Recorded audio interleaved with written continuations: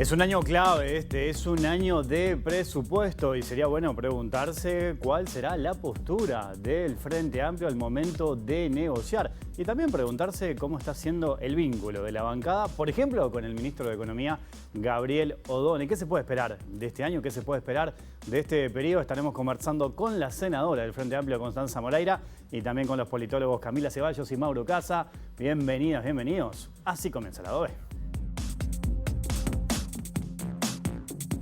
Se ha instalado en el país que cuando Fiscalía, que es quien encuentra méritos como para que la justicia actúe, cuando Fiscalía emite un fallo, ya como que ahí pasamos a ser culpables. Acá, hasta que la justicia no dice y no dictamina, hasta que el Poder Judicial no dictamina, somos todos inocentes. Tampoco se puede caer en la otra cara de la moneda que hay una conspiración político-partidaria detrás de cada una de las instituciones. Ojo con eso también, porque así empezaron en otros países. Yo creo que no se puede pensar en la política internacional si no tiene como resultado el crecimiento del país. En otros periodos era como que había un divorcio. Por acá el país y por acá la política internacional.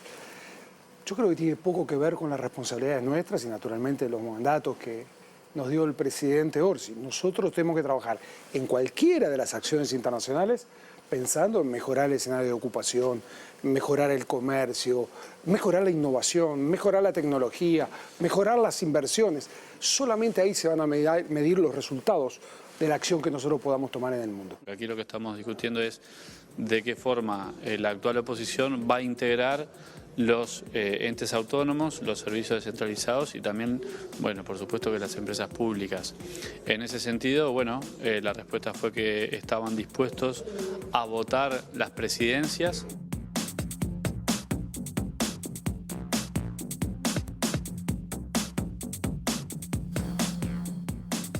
Y es un gusto recibir hoy aquí en Lado B, en la pantalla de TV Ciudad, a la senadora del Frente Amplio, Constanza Moreira. Constanza, ¿cómo andás? Bienvenida. Muy bien, gracias por el convite. Te quiero felicitar por esta incorporación de nuevas generaciones de politólogos y sobre todo la incorporación de politólogas mujeres a la mesa de análisis. Así que aprovecho para saludarlos. Bueno, muy bien. Para saludarte. Sé que esto tiene un tiempo, pero sí, muy, claro, bien, ya muy bienvenido. El año pasado incorporamos a Camila Ceballos, Mauro Casa, a Tamara Zamudio. En su momento nos acompañó también Marcela Yen. Bueno, somos un gran equipo. Me siento solo, son todos politólogos hoy acá. Me están acompañando todos los politólogos, pero bueno, vamos a charlar un poquito de política. Yo decía recién, ¿no? Año importante, año de presupuesto. En los últimos periodos entró por diputados. Ya sabemos, hemos hablado contigo, incluso lo que significa, ¿no? El hecho de que el Frente tenga mayoría en el Senado, no la tienen diputados, hay que negociar. ¿Qué te imaginas de este año en ese sentido? Bueno, ya hemos tenido como unas pequeñas experiencias en lo que va de inicio de la legislatura sobre la votación en diputados, porque teníamos como un acuerdo para la votación de la creación de 3 nuevos municipios, en Rocha y en Florida, y teníamos como unos plazos perentorios que esa votación tenía que pasar a diputados y diputados a aprobarlo para que pasara a la Corte Electoral y a estos municipios en 25 de mayo, Barra del Chuy y Punta del Diablo, entraran en la nómina para las próximas elecciones, y eso no pasó. Primero que el Partido Colorado no lo quiso votar, pero bueno, tuvimos los votos del Partido Nacional, pero luego ese acuerdo se cayó en diputados, así que hay que tomárselo con calma. No necesariamente la integración del Partido Nacional, el Partido Colorado, bueno, hay que ver el resto a los organismos, no, Cabildo Abierto, Partido Independiente, a los organismos del Estado te va a asegurar esa mayoría en diputados. De hecho, hay un mensaje que yo quisiera dar. A ver. Y es que no es un toma y daca que vos le das los cargos para que ellos te aprueben cosas. Bueno, pero eso no estuvo sobre la mesa en estos días. Sí, pero es una mala lectura. Camila me mira y asiente, porque forma parte de la cultura de cogobernabilidad entre partidos, que en el Frente Amplio tiene una larga historia. Y primero que en los organismos, hay una parte de esos cargos que es en los organismos de Contralor, que va de suyo, ¿no? Si vos no tenés la participación de todos en la Corte Electoral, ¿qué Corte Electoral tenés? Entonces, Corte Electoral y Tribunal de Cuentas va de suyo. De hecho, el Frente Amplio protestó y luchó para poder entrar en esos organismos en pie de igualdad con la votación que tenía y el Partido Nacional en su momento, el Partido Colorado en su momento, fueron muy mezquinos con el Frente Amplio, entonces no hay que hacer lo mismo. Y en segundo lugar, hay un rol de fiscalización que es muy importante que los partidos políticos cumplan. No se ennoblece a todos el rol de fiscalización y me parece que esa es la idea de que vos los tengas integrados a los cargos de gobierno. Es decir, que vos aceptes que un gobierno es gobierno porque gana un partido, pero que el sistema político se construye entre todos. Entonces, también quiero decir que en el periodo pasado el Partido Nacional metió al Parlamento dentro de la negociación. Nosotros ahora lo sacamos y esa es una de las razones por las que aumenta el número de cargos, ¿no? Es decir, el Parlamento tiene que tener también la integración de los tres partidos, igual que la Corte Electoral y que el Tribunal de Cuentas, y después están los cargos que corresponden a los entes públicos y servicios descentralizados. Entonces, nada, dar ese mensaje porque yo creo que en esa lógica, es una mala manera de entender la política. Decir, te doy los cargos, entonces vos me votás. No funciona así. ¿Vos decís que eso no está presente Por en la supuesto que política? está presente, pero lo que digo es que la oposición tenga cargos en el gobierno. Está bueno. Es decir, que un gobierno no se quede con todo, sino que gobierne con el concierto de otras miradas, de otras perspectivas y que le dé a la oposición cargos para fiscalizar. Es algo por lo que el Frente Amplio luchó toda la vida. Entonces, simplemente estamos haciendo eso en atención a un funcionamiento del sistema político que también tiene que ver con la estabilidad de la democracia. Porque ya la estabilidad de la democracia tiene que ver con lo buenos que son los partidos. No solo con lo buenos que son los partidos, porque tener un partido político no significa que sea bueno. Tiene que ver con un montón de reglas y un montón de institucionalidades que se respetan, que vos no te las podés llevar por delante, como hace Milei en Argentina, ¿no? No te las podés llevar por delante. Y eso tiene que ver con la conformación, sobre todo del aparato del Estado.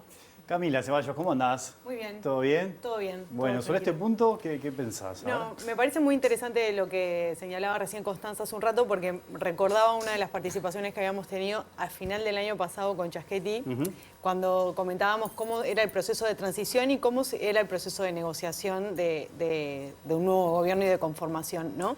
Porque suele verse como justamente este proceso como una caja negra donde básicamente se están repartiendo cargos, y eso es un mensaje profundamente peligroso para la ciudadanía en un contexto donde la política está profundamente cuestionada y donde lo político pasa a ser esto, bueno, son todos iguales, ¿no?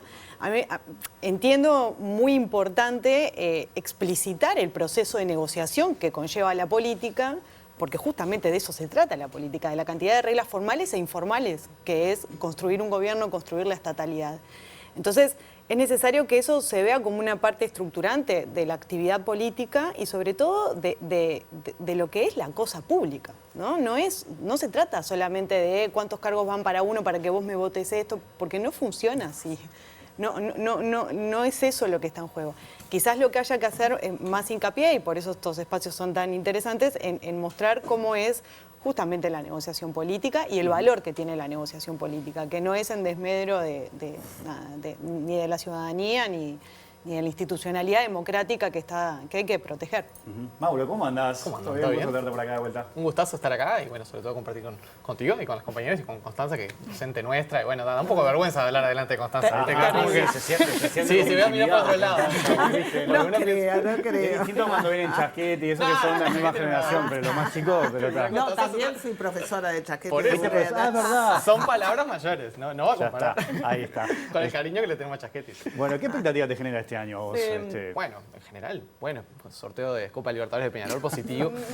No, respecto a esto, varios apuntes. Por un lado, de lo que planteaba Cami, yo creo que a mí me sorprendió un poco en este verano y en sus últimas semanas que nunca había sido tan transparente un proceso de negociación de cargos entre gobierno y oposición. Creo que es un poco un signo de los tiempos que corren, de redes sociales, etcétera, ¿no? De la comunicación actual, como que las cosas que...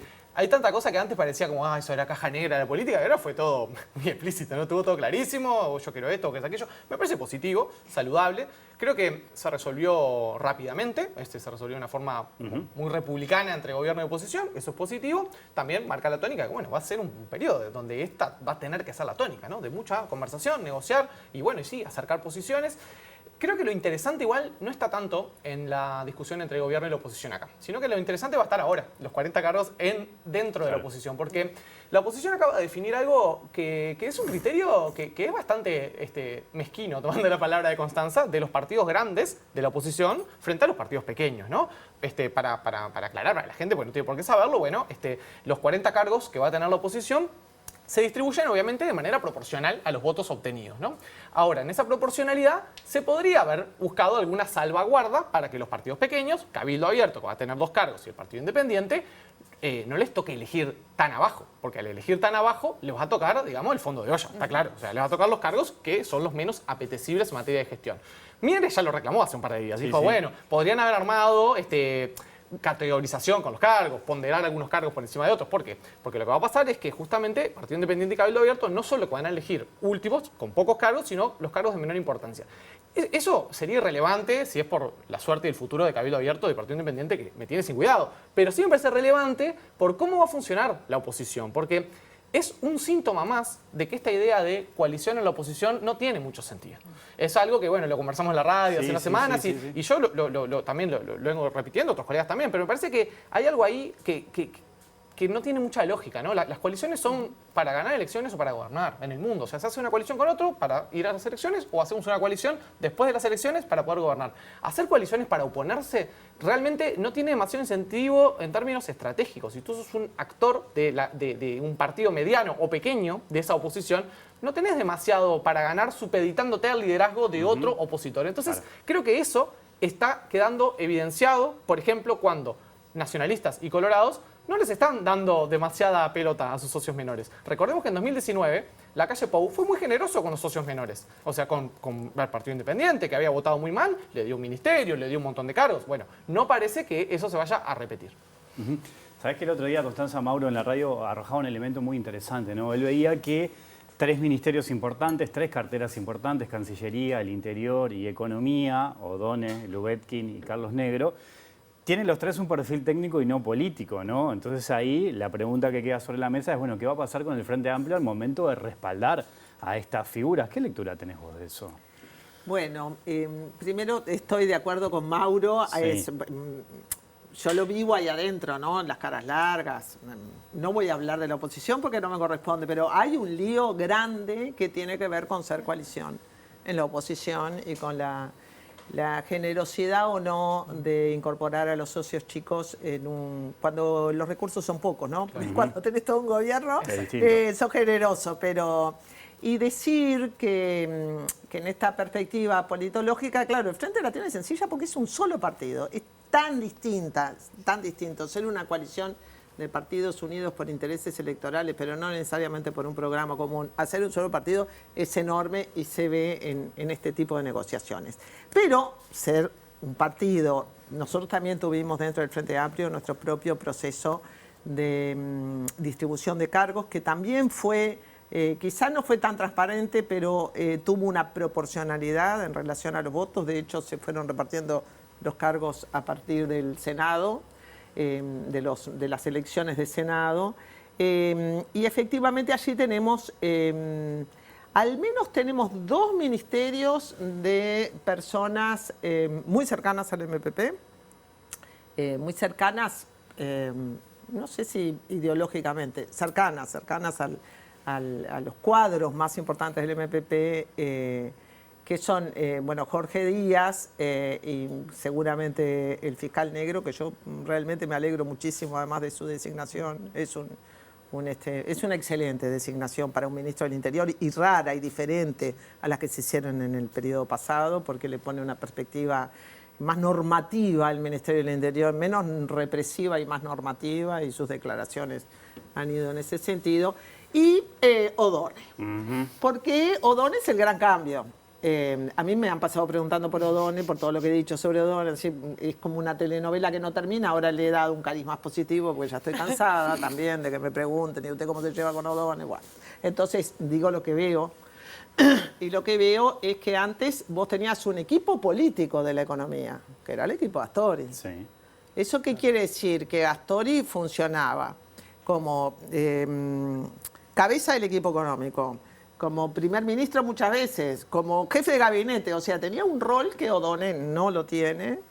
Y como O'Donnell no tiene tampoco todo ese respaldo partidario del Frente Libre Sereño, eran 5 senadores, o sea, que si vos cuando protestabas contra el Ministerio de Economía, porque es obvio que siempre vas a protestar contra el Ministerio de Economía, porque el Ministerio de Economía te va a decir no hay plata, y vos le vas a decir yo necesito plata porque me comprometí con esto y esto en la campaña. Esa es la lógica de cualquier interacción eso es una de la cuestión política con la natural de economía. decir, bueno, en campaña el partido prometió esto y después Economía tiene que entregar los recursos, digamos, ¿no? Sí, pero bueno, no es lo mismo negociar con Astori y todo un equipo que tiene una representación política suficientemente sólida como para pelearte las discusiones políticas adentro del Senado y adentro de diputados, que un ministro que aparece con cierta humildad, que dice, bueno, estas son las restricciones, como hacen todos los ministros, las restricciones internacionales, las nacionales, etcétera, pero que enfrenta, primero, una bancada nueva, ¿no?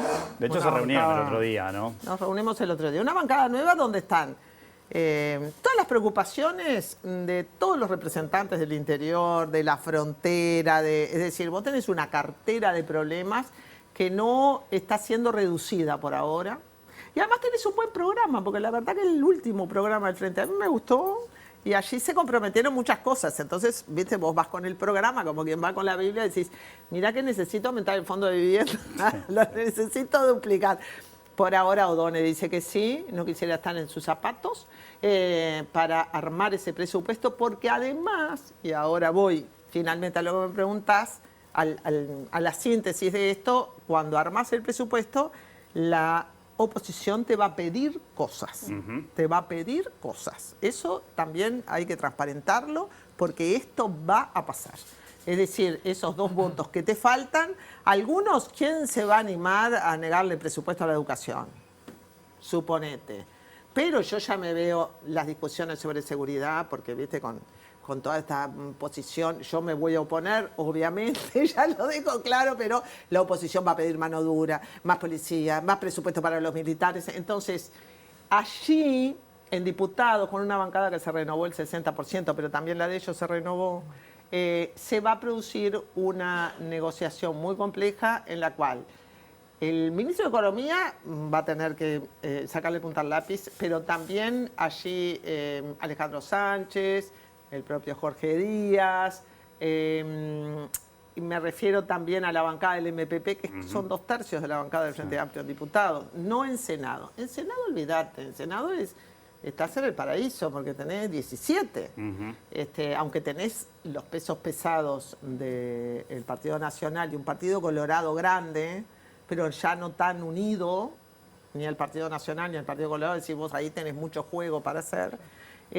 A mí me parece lógico que la negociación empiece por diputados, porque además en diputados tenés los partidos que no están en el Senado. El Senado volvió a ser de 3 partidos, pero después tenés a Sánchez, después tenés al Partido Independiente, después entonces tenés a Cabildo, ¿no? Sí. No sé cuántos diputados tiene, 2. Bueno, también allí, por ejemplo, Pedro Bordaberry tiene como 12 o 13 diputados. Sí. Cambia la correlación de fuerza. Entonces, yo empezaría por ahí porque el Senado es mucho más sencillo. ¿Y qué va a pasar con ese apoyo político a estos perfiles técnicos entonces del gabinete, por ejemplo? ¿Qué te imaginas ahí? Me imagino un juego más parejo. ¿Qué es eso? De política y economía que el que tuvimos en periodos pasados. Me imagino más discusión política de prioridades, más tires y aflojes. Estamos hablando del presupuesto nacional, que es algo así como la quinta parte del Producto Nacional. Hay otras grandes decisiones que afectan al resto de la riqueza, que las tendremos que discutir también, porque no es solamente la plata que das, sino el tipo de normas que implementás y el tipo de arquitectura que diseñás. Entonces, me imagino que va a ser más transparente, como dijo Mauro, va a ser más debatido, más discutido, y eso me parece que está bien en un contexto que el crecimiento, la perspectiva de crecimiento no es mala. Si vos me decís, bueno, estamos en un contexto de recursos muy escasos, pero estamos ahí. El gran problema me parece, los grandes problemas económicos son una región que está completamente desacoplada. El Uruguay está desacoplado en relación a Argentina y Brasil, por eso la gente se va a Argentina y a Brasil a comprar. Tenés todo un problema de fronteras grande, gigante ahí, porque no parece haber una solución de corto plazo en ese sentido. Y después el problema es que la deuda aumentó mucho, es decir, pasamos de algo así como un 48% sobre el producto de deuda en el 2019 a un 63% en el 2020. Entonces, el tema del aumento de la deuda te exige, te impone más restricciones en la política fiscal. Mauro, vuelvo contigo para profundizar en esto, ¿no? Estas tres carteras importantes que uno imagina que van a estar siempre bajo la crítica, ¿no? Sí. Y allí el respaldo político es fundamental. ¿Qué mirada tenés sobre eso? Y bueno, son los hombres del presidente también, ¿no? Ahí le va a tocar jugar al MPP de ser la bancada oficialista dentro del oficialismo. Lo cual también va a ser interesante de ver, ¿no? Porque si ha habido un movimiento extraño, llamémosle, en la política uruguaya de las últimas décadas, es el corrimiento ideológico del MPP. Eso es algo que se ha estudiado poco, ¿no? Hay algo que los colegas ahí tendrían que trabajar más, que es el MPP ha cambiado mucho, ¿no? Constanza recordaba al Frente Libre del Sereñi, seguro dentro de la gente que nos está mirando hay gurises más chicos que nosotros, menores de 30, que no sabe de qué les estás hablando, porque en el 2009, haciendo memoria de historia reciente, claro, el Frente Amplio se organizaba en torno a dos polos, era el sereñismo y bueno, y lo que había del MPP más aliados del otro lado. Eso cambió, y cambió porque el que se corrió fue el MPP, ¿no? Los sereñistas o astoristas están parados en el mismo lugar que siempre. Entonces, ahí creo que puede haber incluso ciertos conflictos o cortocircuitos en la propia bancada del presidente. Porque el MPP, como decimos, es un monstruo grande y pisa fuerte y tiene de todo en su interna, ¿no? Tiene perfiles ideológicos de personas que abrevan de una izquierda más tradicional. Y bueno, y después tenés a la vez la necesidad de ser el soporte de estos cargos más técnicos, que bueno, que en el caso de Don en particular, a nadie se le escapa que ideológicamente está lejos del parlamentario mediano del Frente Amplio, del votante mediano del Frente Amplio. Entonces, nada, yo auguro que no va a ser sencillo. El Frente Amplio tiene un gobierno en el cual son como círculos concéntricos donde tiene que ir coordinando, ¿no? Tiene que lograr coordinar a un gabinete donde hay importantes diferencias programáticas e ideológicas, tiene que coordinar a una bancada, tiene que coordinar a una bancada del MPP y bueno, y después salir a buscar lo que le falta en la oposición. Así que, nada, menuda tarea. Camila, ¿vos cómo lo ves esto? Completamente de acuerdo con lo que decía Mauro recién, y hace un ratito Constanza decía, yo no quiero estar en los zapatos de Odone. Yo tampoco quiero estar en los zapatos de toda la gente que va a estar armando el presupuesto en general, porque no va a ser solamente Odone, tomando en cuenta el programa del Frente Amplio, pero aquellas medidas de Colonia que en algún momento aquellas prioridades que en algún momento se van a tener que traducir en política pública, ¿no? En ese proceso de negociación y de priorización, me parece que va a ir buena parte de la negociación intra Frente Amplio, que obviamente se debe estar dando en estos momentos, que a su vez va a tener que contemplar justamente la variedad de intereses que hay en la Cámara de Diputados, porque los diputados son los que, además de estar completamente en el centro del interés mediático, si se quiere, porque es donde se está picando el debate, porque faltan los 2 votos, tienen muchos intereses de que sus territorios sean... Está la lógica territorial. Exactamente, como tienen una localización geográfica muy específica, van a pugnar para que sus intereses territoriales o sus votos se traduzcan en eso. Entonces, hay muchos frentes de negociación, ¿no? Están las prioridades, hay un programa, hay intereses de... ¿Cómo se va a procesar esto en la construcción de un programa? Es lo interesante, en un presupuesto es lo interesante. Es el gran desafío y también, allí, ¿no? además, hay una correlación de fuerzas muy distinta en el frente de la que hay en el Parlamento. Claro, el frente mantiene como el equilibrio de las elecciones del 2019 y el Parlamento es otra cosa. Entonces ahí también está Fernando Pereira, hablando de hombres, no son todos hombres. Te quiero avisar que de los 46 cargos que se disponibilizaron del Frente Amplio para las venias, solo 13 son mujeres, entonces sí, todos los hombres, seguimos con todos los hombres. De 46, ahí, solo 13 son mujeres, 13 de los son cargos mujeres. de confianza. Sí, yo, cuento mujeres, siempre cuento mujeres, y sí, seguimos. Siempre en los cargos políticos hay un desequilibrio muy grande a favor de los hombres. ¿Y por qué pasa eso? Y bueno, cuando hay discrecionalidad y vos elegís las personas en las que confías, el Club de Toby confía en los Tobys del mundo, y ya está, y no ponen mujeres. Ponen personas de su confianza. De hecho, aún en grupos muy feminizados como el nuestro, de los cargos de confianza que hay, salió una cantidad de hombres que es muy superior a la cantidad de dirigentes que tenemos, que son todas mujeres. Entonces, la selección que guía los principios de un tribunal de hombres siempre es masculina. Por eso, cuanto más reglas tenemos las mujeres, cuanto más instituciones hay, es donde ganamos nosotras. Pero los hombres eligen hombres y confían en hombres, y eso es así.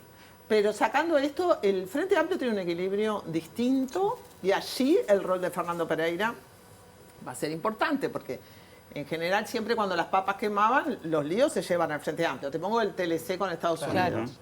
Vos no tenés hoy un presidente como Tabaré Vázquez que elegía lo que quería. No, eso ya no pasa. El presidente y la vicepresidenta son más primus inter pares de su comunidad que grandes jefes políticos. Y yo me alegro enormemente. Entonces, en ese juego, el Frente Amplio, bueno, entonces cuando se armaban problemas se llevaban al Frente Amplio como el TLC con Estados Unidos. Allí entonces, yo lo escuchaba ahora al canciller, hay márgenes de maniobra más reducidos para grandes e importantes decisiones. Todo tendrá que ser más conversado. Y la parte buena de esto es que si vos tenés que tomar decisiones, pongo el ejemplo del TLC con Estados Unidos, ¿no? Al cual nos opusimos rabiosamente, yo que en mi función de intelectual y luego políticamente al TLC con Chile, pero me parece que tenés que convencer, hoy tenés que convencer, y una parte del presupuesto, esto siempre lo dice Óscar Andrade, veamos cómo funciona, la ganás en la calle, quiere decir, la ganás en los territorios, la ganás con esos diputados que están preocupados con esto, y no solo los del frente, también vas a tener los blancos y los colorados. Entonces, hay una parte de ese esfuerzo que va a requerir un poco de movilización para atender a tus objetivos. Se tendrán que movilizar las mujeres por sus derechos, se tendrán que movilizar los sindicatos de la educación por sus derechos. Entonces, seguramente va a ser un periodo conflictivo, pero en general los procesos de crecimiento y cambio están asociados a alta conflictividad. Cuando no pasa nada, ojo, ¿no? Cuando no te queman una llanta, ojo, es que algo, ¿no? Cuando estás discutiendo, es que algo no está funcionando bien. Y yo creo que ahí también el ministro de Trabajo hizo 5 anuncios que tienen mucho que ver con las próximas rondas de los consejos de salarios, de recuperación del salario real, de la negociación colectiva, del cuentapropismo. Hay todo un tema que estuvo mucho en la campaña, que es el de los 25.000 pesistas, y el tema de la seguridad social, porque ahora empieza el diálogo de la seguridad social. Allí está Rodrigo Arín, mirá lo que le tocó, el diálogo de la seguridad social. Que bueno, que esas son presiones redistributivas sobre el capital, la de los trabajadores, la de los jubilados. Bueno, y el capital en este país se concentra y se concentra todos los días, ¿no? Sobre todo porque el capital ya no es nuestro. Hay por allí un artículo de Jay Monate en La Diaria que está muy bueno sobre la extranjerización del capital y por consiguiente del empresariado.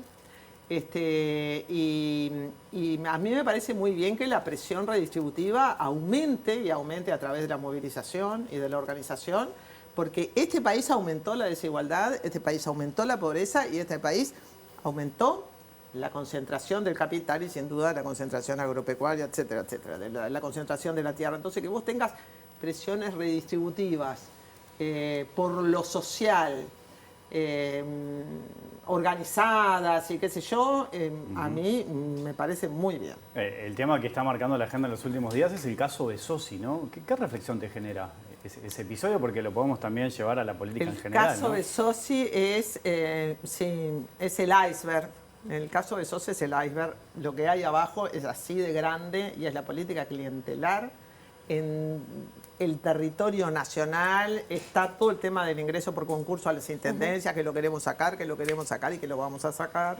Pero bueno, siempre cuidando también a los trabajadores. Pero el caso de Sossi lo único que hace es mostrar un tipo de política que los politólogos acá conocemos. El Uruguay parece muy moderno, qué linda democracia, pero vos te vas al interior profundo. Y la política del siglo XIX, por algo hay departamentos que jamás cambiaron de partido durante el XIX, durante el XX. Eso te habla de una política que no se transformó estructuralmente en los territorios.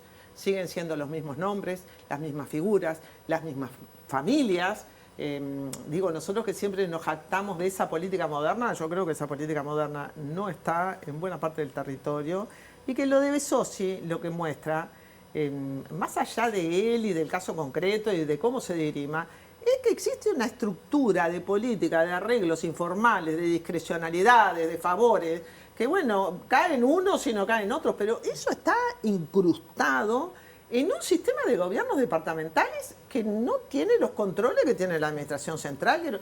Y es el Estado, porque los gobiernos departamentales también son el Estado. Entonces, si vos, los contratos discrecionales en los gobiernos departamentales son la norma, si hay departamentos que la proporción de empleados municipales que tienen es una cosa disparatada en relación a la población real del país, quiere decir que no, bueno, ahí tenés una agenda, pero esa agenda requiere, lamentablemente, no la puede impulsar solo el Frente, esa agenda requiere el apoyo del Partido Nacional y del Partido Colorado.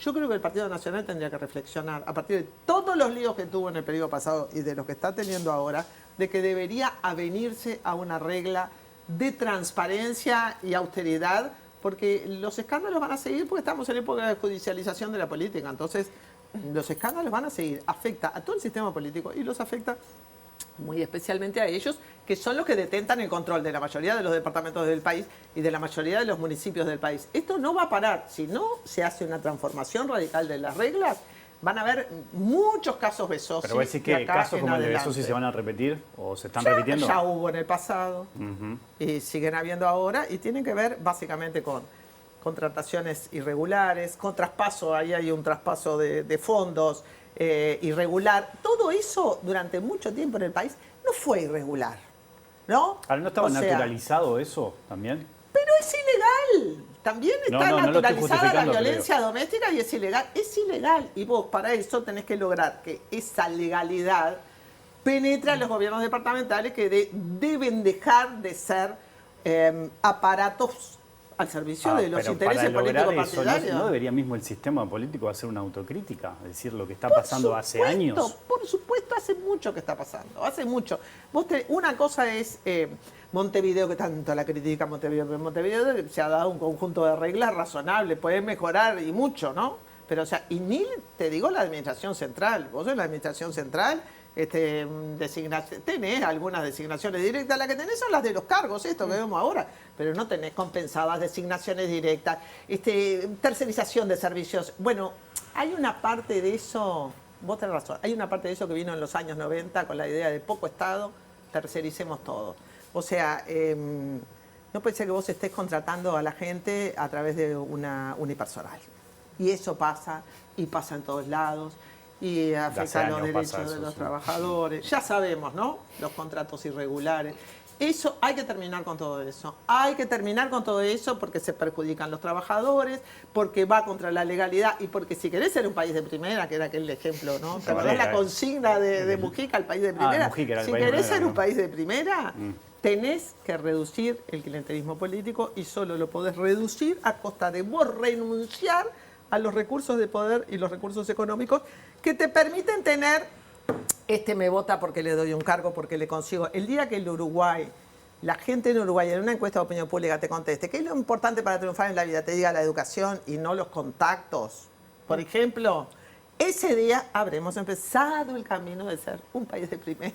Constanza Moreira, gracias. Un gusto, como siempre, recibirte en Lado B. Gracias a vos. Hasta la próxima. Hacemos una pausa, me quedo conversando con Camila y con Mauro. Hay más aquí en la pantalla televisiva.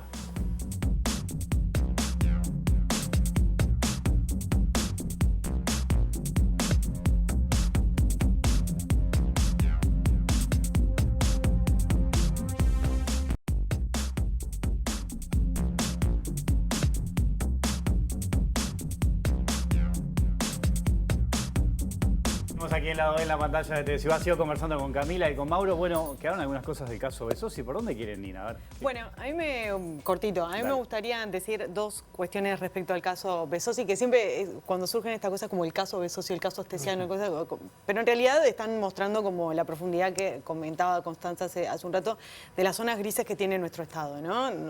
Los gobiernos departamentales siguen siendo ese lugar donde hay que hincarle el diente y hay buenos colegas en el Departamento de Ciencia Política que están analizando no solamente el patronazgo, el clientelismo que existe en todo el Uruguay y sobre todo en los gobiernos departamentales, sino de esa forma de hacer política. Eso por un lado. A mí lo que más me preocupa del caso Besosi o de esta serie de casos de corrupción tienen que ver con cómo enseguida se encadenan con un cuestionamiento al rol de la Fiscalía y al rol de la justicia, ¿no? Como que rápidamente se salta, esto es una cuestión que tiene que ver, es de índole personal, así hicimos la política y así estamos acostumbrados a hacerlo, y que hay problemas o hay una animosidad política de los fiscales en la forma que se lleva adelante una investigación o lo que sea. A mí me parece que en realidad cuando se dan ese tipo de discusiones se quita el foco, hay como un doble juego. Por un lado se cuestiona una institución sustantiva para cualquier república, que es el Poder Judicial, y para en un régimen democrático mucho más, y obviamente. Y por otro lado, de alguna manera se legitiman prácticas injustas, que es la corrupción en sí, ¿no? Hay una autora que a mí me gusta mucho que se llama Judith Clark, que justamente lo que comenta es eso, ¿no? Cuando uno se enfrenta a situaciones de corrupción, en realidad lo que está haciendo es naturalizar la injusticia. La injusticia no es solamente la falta de justicia, sino cómo se acceden a distintas formas de prácticas en ese sentido. Entonces, a mí me parece muy importante no naturalizar o no perder de vista o no perder la capacidad de asombro cuando se están cuestionando el rol de la justicia, el rol de las investigaciones, porque hacen a la vida democrática y a la calidad de democracia que tenemos. Entonces, por ahí. Sí, para mí, en dos niveles, no es un tema que da para muchísimo, pero en el nivel estructural, completamente de acuerdo, lo hemos dicho en otros programas, el año pasado nos tocó el caso Karam y es repetir los mismos argumentos del año pasado respecto al déficit democrático que hay a nivel subnacional, a los problemas serios que tenemos en cómo está diseñado el gobierno subnacional. Uruguay le urge una reforma constitucional para cambiar las reglas de juego a nivel departamental, que son las que explican la falta de competencia que hay. Tenemos una democracia completamente mediocre en el nivel subnacional y eso hay que mejorarlo. Eso a nivel estructural. A nivel de la coyuntura del caso en concreto, a mí hubo cosas que me sorprendieron. Por ejemplo, la reacción del Partido Nacional es diferente a las reacciones de casos anteriores. Porque está bien, hay una línea de continuidad en casos anteriores cuando el Partido Nacional decía, bueno, no, cuando laude la justicia, nosotros nos pronunciaremos, mientras tanto, ese argumento ya lo esgrimían. Pero ahora la salida fue mucho más furibunda. O sea, in totum el Partido Nacional salió todo su directorio, sus principales figuras, Álvaro Delgado, Javier García, sus principales senadores. Ninguno se pronunció sobre el caso de fondo, ninguno habló sobre el tema de la corrupción. Hay que entender también que pasa que la corrupción no es un delito, la corrupción no existe, la corrupción es un concepto. O sea, lo que existen son artículos del Código Penal que imputan delitos concretos contra la administración pública. De esos delitos concretos, a Besosi le imputaron todos, sí. Prácticamente todos. O sea, Besosi está imputado por todo lo que una persona puede hacer en contra de la administración pública. Sobre ese asunto, el Partido Nacional no se pronuncia. Redirecciona a un ataque frontal contra Fiscalía, que hasta ahora venía siendo mucho más matizado, más estratégico, en algunos casos sí, en otros no. Yo creo que esto es un cambio en el juego político, es un cambio. El Partido Nacional está en un momento en el cual se siente amenazado y creo que lo que ve es que con el cambio de gobierno puede haber muchas más investigaciones que quizá terminen incluso salpicando a figuras más importantes del Partido Nacional. Por lo tanto, hay una reacción ultraofensiva contra Fiscalía que no se había visto hasta ahora con este nivel de tan monolítico, tan homogéneo el Partido Nacional salir de esta manera. Y sí, es muy preocupante. Camila, Mauro, siempre es un gusto charlar con ustedes y conversar y escucharlos sobre todo. ¿La seguimos en otro momento? Cuando quieras. Gracias. Nos vamos, volvemos mañana a las 20. Que pasen bien, chau.